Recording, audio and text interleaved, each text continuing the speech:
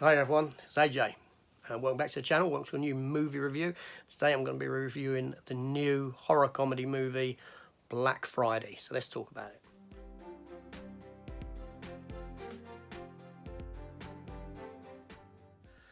Okay, so Black Fridays has just literally come out. It's a new sort of horror comedy film, primarily starring Bruce Campbell, which is why I gave it a watch, because big Bruce Campbell fan, love Bruce Campbell, think he's fantastic.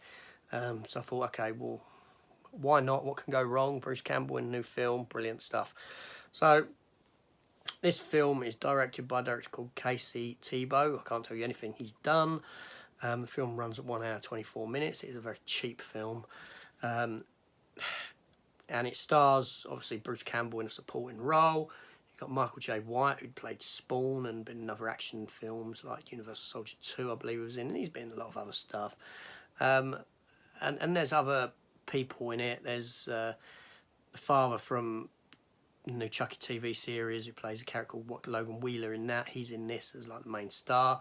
So there's not really much I can tell you about that. But basically, the film is set on well, it opens on Thanksgiving in the lead up to Black Friday, which, as we know, in America is, although we've adopted it in the UK now, it is a day when massive sales go on, everyone goes mental and runs to the shops. Anyway, lastly, this is set in a toy shop.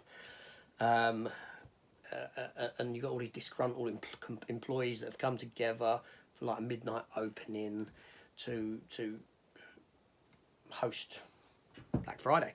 Now the film opens with a meteorite crashing down into the store with this sort of goopy type of a meteorite, and it kills one of the employees, and thusly we're introduced to the threat.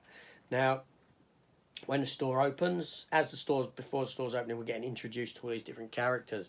They're pretty sort of by the numbers. You've got the main shop manager, played by Bruce Campbell, who's loves his job, loves the shop, been there a long time, all this sort of thing. Turns out to be a bit of a coward, like Bruce Campbell can be quite good at doing.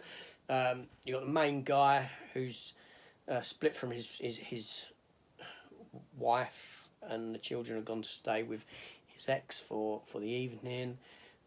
He's had to come to work. It's not a job he wanted to do, but he's ended up being there about 10 years. He lost his job prior.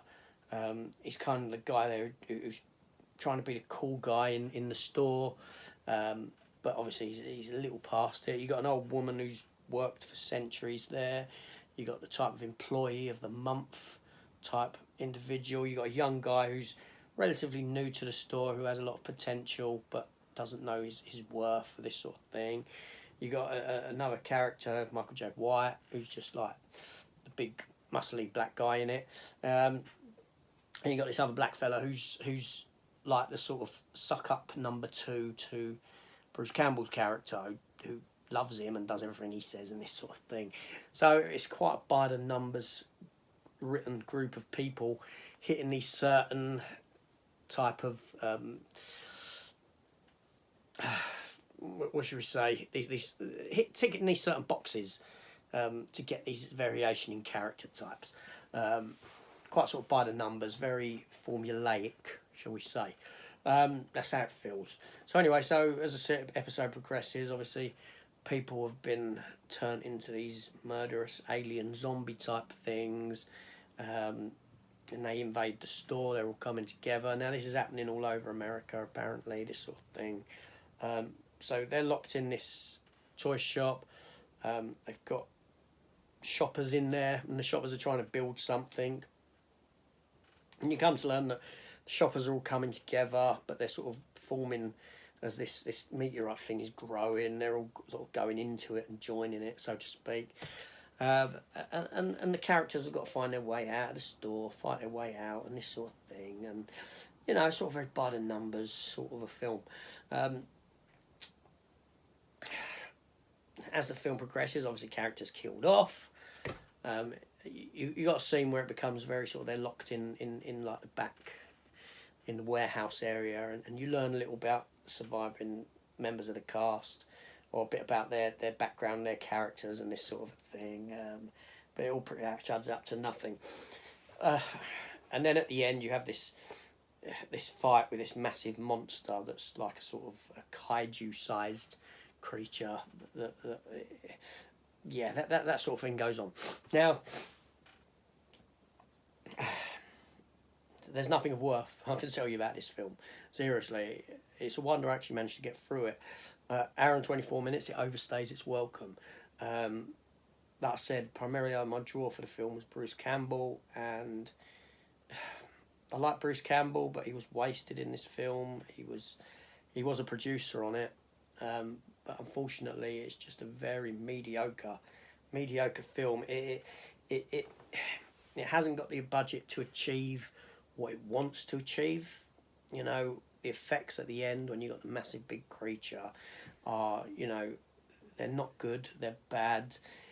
Where characters are looking when they're meant to be looking at this thing, the geography just doesn't make sense of how they're looking and where they're looking into relation to this thing.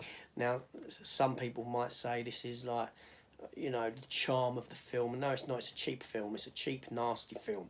There's no charm to it whatsoever. Right? It's a horrible, nasty little film that I have no intention of ever sitting down and watching again. It's probably one of the worst films I've seen with Bruce Campbell in. And obviously he's been in some bad films, you know. I'm not knocking him. I like the guy. I've read his autobiographies. If Chins Could Kill,